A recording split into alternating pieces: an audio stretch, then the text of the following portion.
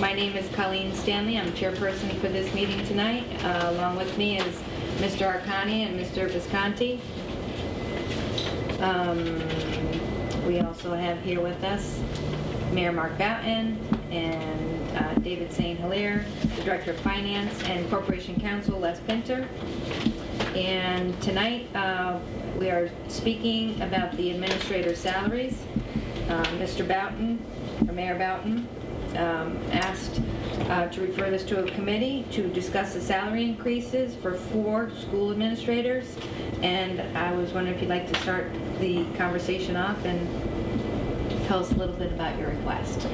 Thank you, Madam Chairwoman. Appreciate you being patient as well. I asked for the committee meeting to discuss a decision made by the Board of Education as it relates to their cabinet level staff people. Just to give you some background, as you know, we have several unions that work for the Board of Education, the Administrators Union, the Teachers Union, there's a Custodian Union, there's also paraprofessionals as well as other aides that are part of a larger union. And the cabinet level folks are not part of a union. So those raises are, salaries are discretionary, determined by the superintendent, obviously recommendations made to the superintendent. The board then discusses that and makes an offer. In the original budget submission from the Board of Ed to the City of Danbury, City Council, myself, there was, in the request for $4.2 million of new money, there was a line item that was dedicated towards salary increases for the cabinet level. As you know, in my budget presentation, I recommended $2 million. Of course, the assumption being that they wouldn't spend, that they wouldn't be able to, out of the remaining $2.2 million, they would cut out the raises and cut out a whole bunch of other stuff that, frankly, we just can't afford right now. Well, that's not what they opted to do. They opted to give raises to the cabinet. And they have said that part of this is a larger global restructuring of duties. I can tell you that even now, more recently, it's shown that's not really what the case. But my concern is about 2 things. One, it's about message, about when we go to the taxpayers and we ask for greater contribution, we have to look them in the eye and say we've done everything we can to cut every possible area, but still preserve services. We also, when we go to the taxpayers and we're funding the education side of the budget, have to say that they've done the same and that this budget is a reflection of what the ability of the taxpayers, but also what the needs of the community are. We can't lose that credibility to the taxpayers, and I can't lose that credibility to you, the City Council, if we're funding something which I said specifically we wouldn't fund, which is raises. And so my concern is that from a policy side, it's just bad timing to be giving raises. And let's just be clear, these are in the order of magnitude of about 2.5%, 3%. But remember that a lot of these folks make significantly more than our highest paid city personnel, which I actually think is Antonio, right? Mm-hmm. It's not me. Not David. And it's certainly not me. So 3% of $180,000 is a significant amount of money versus 3% of $40,000 for a clerical person, which is $1,200. So there's an order of magnitude here that's difficult. There's a message that's a problem, and then it also is a segue into negotiations. The Board of Ed is going to be going into negotiations with the teachers union. It's going to be hard for them to say, you guys can't have raises, but we can, because the first thing that the teachers union do will say, well, they had money to give raises to all the cabinet, so clearly they have money to be able to give us a raise. And so now you have what amounts to about $30,000, and I'll explain where the breakdown is, of raises given to the cabinet level. Really is going to cost you over $2 million of raises to the teachers, because they're going to point and say, they got raises, why shouldn't we get a raise? So it's not just about that small amount of money. It seems insignificant, and at $114 million budget, it probably is. But it's also about the impact that decision has on future negotiations. Now also understand that I'm going to negotiations with fire, police, DMEA, Teamsters, all of our unions on this side as well. Again, it's about the message that we're sending and what the city can afford. So, and also understand that as of right now, our cabinet level staff, my staff, has not received a raise in 18 months. And, and it hasn't gone over very well. And it really makes it hard for me to tell them no when the Board of Ed is over there giving out raises to everybody. So for those reasons, I wanted this committee to look at this particular issue. Now, understanding what our legislative statutory authority is, we can't take back the raises. We can only decide whether or not we want to cut the appropriation from roughly $114 million to $113,970,000, right? So that's really all you can do. They can still go give the raises tomorrow, and they probably will, to be frank with you. I don't think we're going to, but I also think we have to, at some point, somewhere, say enough. We can't continue to fund these kinds of things. It's unsustainable going forward. Next year's budget and the year after are going to be, just an absolute challenge for us. I can't think of any adjective that'll explain that. Every time you give a raise or a benefit or a perk, you move the ball a little bit farther away. The goalpost gets farther for me to be able to make the numbers work and minimize the impact on our taxpayers. So it's a problem. Now let me just tell you one thing that the board did do. Many of you remember Louis Bray, who was a previous director of personnel. Louis took a job in, I think, Weston and another community. His salary was $110,000 a year. Comparably speaking, our director of personnel makes about $100,000 a year, but that's a whole other story. When Louis left, they hired somebody who is an attorney and added $20,000 to the salary line item. Now, when people leave here, I'm like, great, cut the $10,000, put the money back to the taxpayers, and then they let them earn up to where the previous person was, right? Many years ago, it was sort of controversial, Fred, but remember, Mike Siri retired in midterm, and when Dean Esposito was appointed as a town clerk, he went from $78,000 to $45,000. He wasn't happy, and we said, well, Mike was, we were saying that Mike was earning that money after a reflection of 22 years of service to the city. So so he had all that, and you'll get there eventually. You just got to spend 20 years. What they did is they added $20,000 to salary, so the salary is $125,000 plus a $5,000 tax-free annuity to it, so it's $130,000. And they said, well, look, we're going to, this person's going to be our labor attorney, and we're going to reduce costs on the labor side.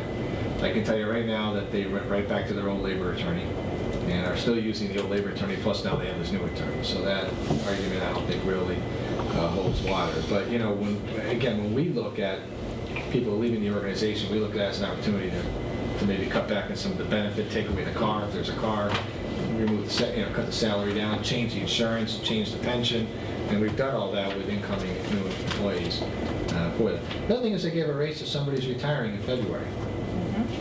So, and they've eliminated the position. So the person's going to retire. They're not going to fund the position, or they're not going to have the position going forward. And I just don't, again, I don't understand why somebody would give somebody a raise when they're leaving in February. Currently a Vic. Apparently. I mean, I'm not going to cast any aspersions. I don't know. I wasn't part of those discussions, but it just seems to me kind of strange. So, I'm frustrated. I'm frustrated that the goalpost gets moved on us all the time. I'm frustrated that, it's just so difficult for us to make these numbers in this economy, and then you see decisions like this, and I just don't get time. Agreed.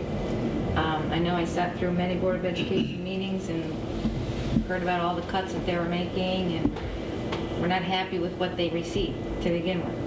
But I was just wondering if maybe Les could talk about if we were to take the amount, the $35,000 or whatever it is, $35,000 to $40,000, and put it in a reserve, if that's legal for us to do, and how does it affect the Board of Education's side? There's some uncharted waters here because it's, although there's case law on the subject out there, not exactly on point, but the way the mayor explained, and I understood the situation exactly as he just said, that what happened here, and the legal arguments here would be rather extended. I'm not even going to get into those. There are a number of issues that I've seen in the cases that would be used here, but The short story for this purpose is that according to the relevant law, which is your own charter as well as the state law, that a financing board, which includes in this case the city council, appropriates a certain amount of money to its Board of Education. If it exceeds that appropriation, then there has to be a supplemental appropriation approval by the same body, the city council. All right, so now the question is, why is this supplemental appropriation? I've determined that it is supplemental appropriation based on a couple of facts. One is that the city council was not apprised of the allocation of this amount of money for that purpose. The relevant minutes of the committee of the board of the city council, Colleen, your committee, indicated that when Councilman Seabury brought up the question of cabinet raises, the comment that's of record in the minutes was that this will be dealt with later. The implication of that is that it was not to be in the appropriated budget, and in fact, based on that alone, it would not be in the appropriated budget. Therefore, it would have to be a supplemental appropriation based on that fact alone. Additionally to that, it's implied within the approval of the Board of Finance or City Council in this case that when it appropriates money to the school board, it appropriates it with knowledge of what it's being appropriated for. And as a subset, but an important subset of that, it also has to be aware of an appropriation when it has a multi-year effect. And probably of all the points, that may be the strongest point, where that if the Board of Education, subsequent to the appropriation by the City Council, provided a salary benefit that extends into further years, that is not in accordance with the appropriation for that year. So there are a number of arguments here that give credence to the City Council being able to reserve that amount, or authorizing the mayor to reserve that amount of money, whatever the amount is, and they can deal with it, the council can deal with it as a supplemental appropriation, give it to them, or they can continue to reserve that amount of money and not provide it. Now, second, final, as to the question of whether the Board of Education can nonetheless allocate that amount of money to the cabinet members, it's possible that itself could be an ultra vires act. An ultra vires act meaning that it's an act beyond the capability of the Board of Education to do, for the reasons I mentioned in the appropriation problem itself. That is something that would have to be tested. It's very possible, as the mayor suggested before, that they could do it and just, wave their finger at the city council. I think they might have a problem with that, though, because of the issues I first mentioned. So that can be a back burner issue, but the point of fact is that they have a problem with doing it this way, essentially denying the council the opportunity to factor this into their appropriation. I think that's the biggest problem here, supporting the reservation. I appreciate you making that point, because one of my major concerns was that if we were to put the $35,000 to $40,000 in reserve, that's exactly what will happen, that they would still receive their raise, that they would still receive their appropriated raises, and we really would maybe affect the school.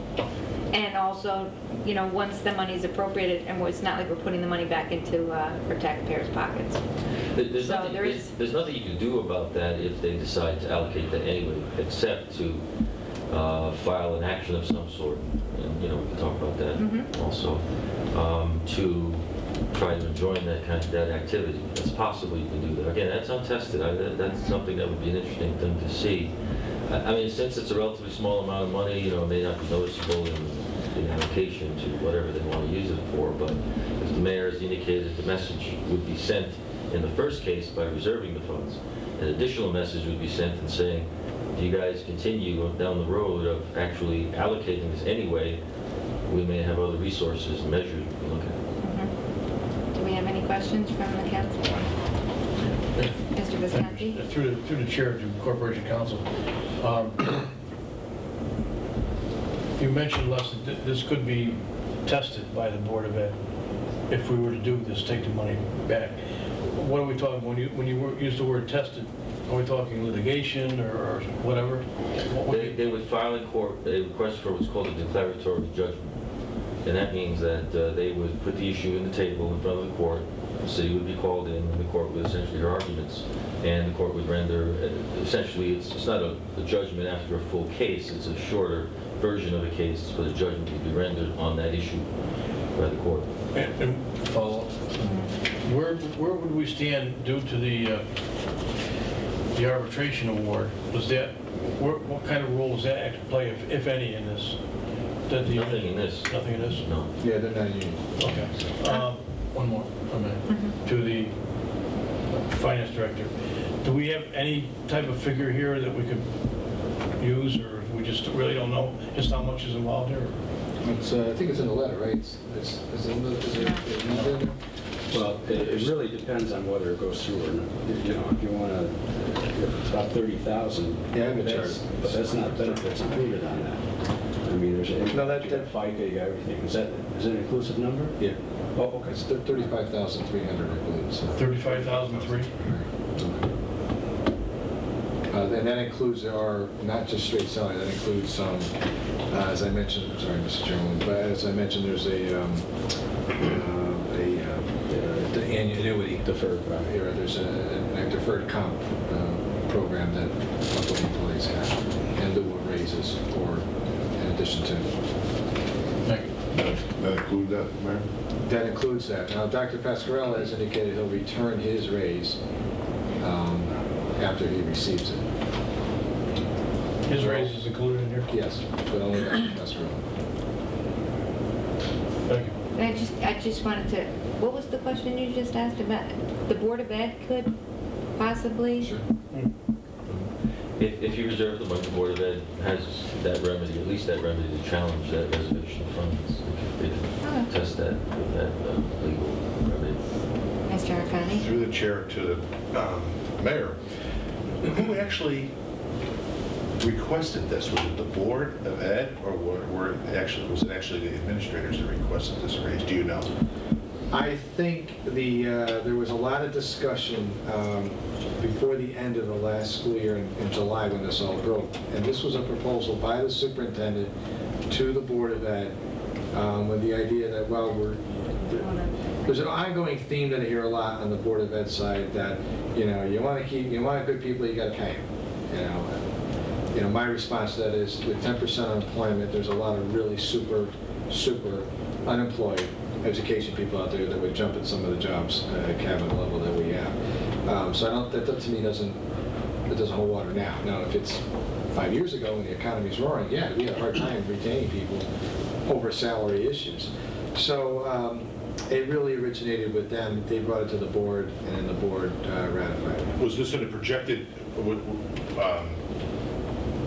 was this in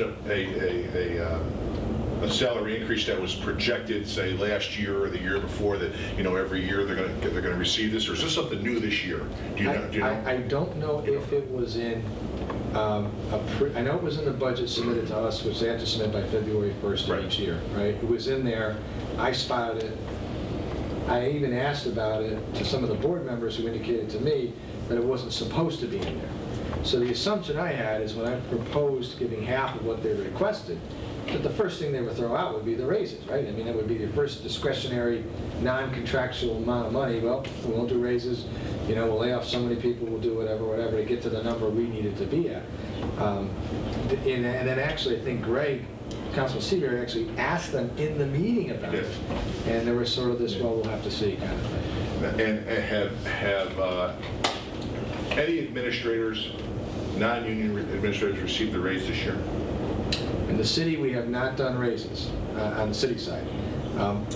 We are certainly, one of the challenges I put out to, just to be transparent here, that I put out to our administrators was, if you can find me, I think the number was 1.5 times whatever the cost of the raises would be in savings, be it the reduction of people, new way of doing things, revenue generation, I'll go back and revisit the issue. But I put a challenge to them to go and save us some money before I'll fund any raises. And it's been 18 months, so it's been a long time. And there have been layoffs in the schools system?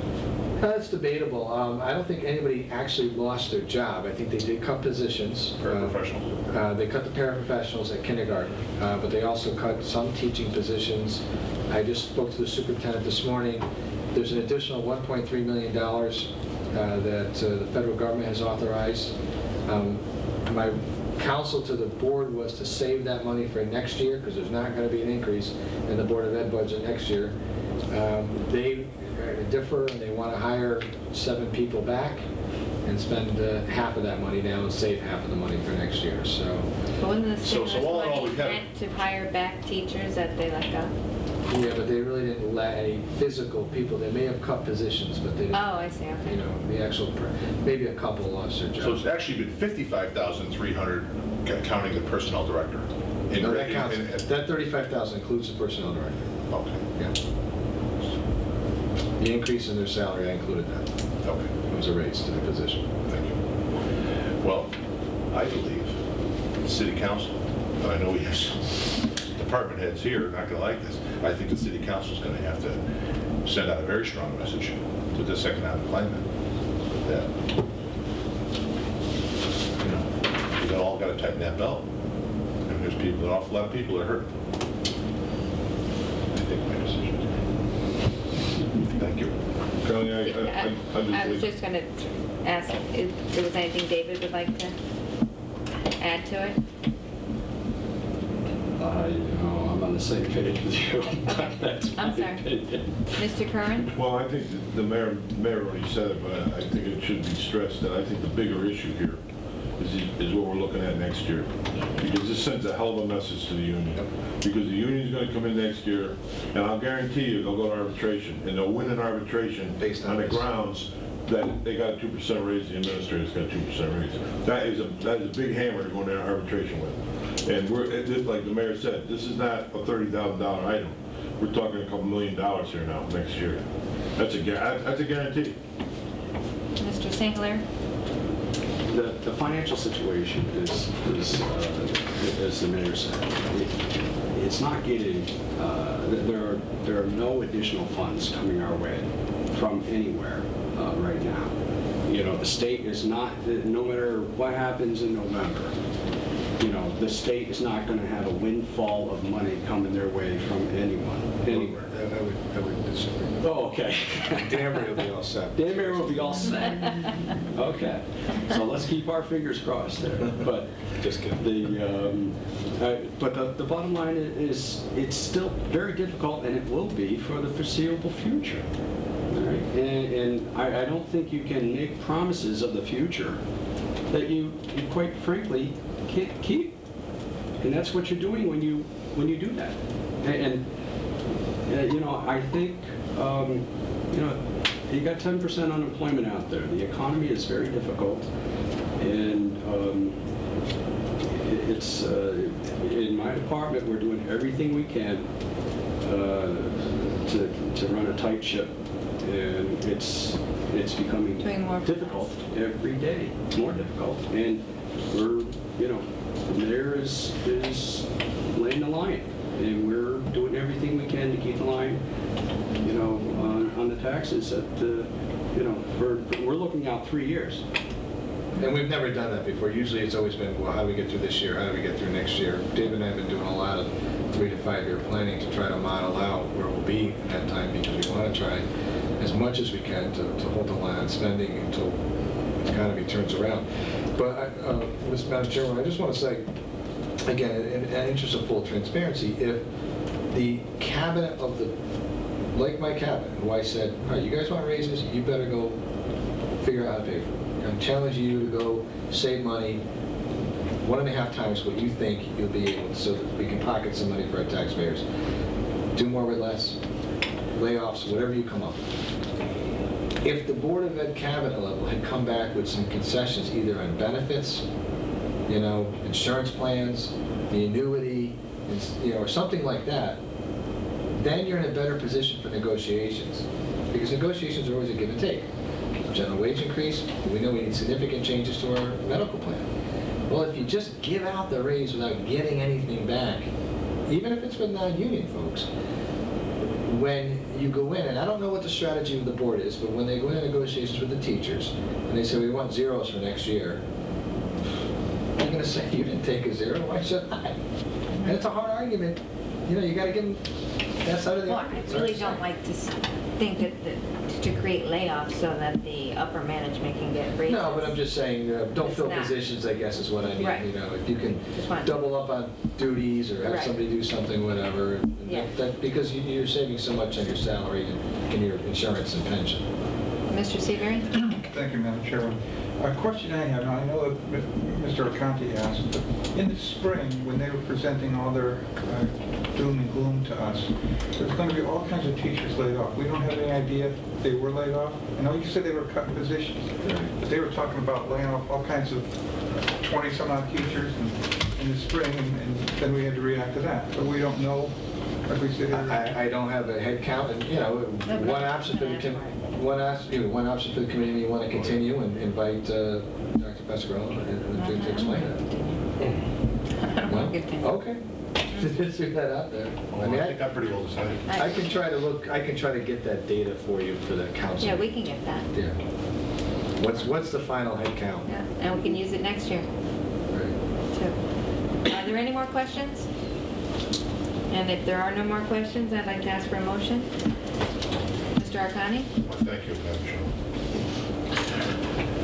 I'd like to make a motion to recommend the reservation of the allocation of $35,300 from the Board of Education, Danbury Schools, annual budget allocation 2010-2011 for the school's cabinet salary increases inappropriately designated to that purpose as a result of such actions being taken without the City Council prior knowledge and authorization. Thank you. So, Is there any discussion on that motion? Can I just speak to that just for a second? Sure. Since the school officials are not here, I imagine that the response from them would be related to the issues that I described to committee earlier. You know, the allocation, the appropriation by the city council to the school board. They can use it as they will. I expect those may be some of the arguments. I don't want to get into those because it's a public meeting and, you know, given the circumstances that could arise, we don't want to get into that. But I just wanted to, since this session is a public session, to make the committee aware that the school board may have a response to that. We're prepared for that response on issues that I mentioned before. Any other discussion on the motion? Okay. All those in favor, say aye. Aye. All those opposed? Motion carries. May I ask for a motion to adjourn? Second. Thank you, everyone. I appreciate you coming.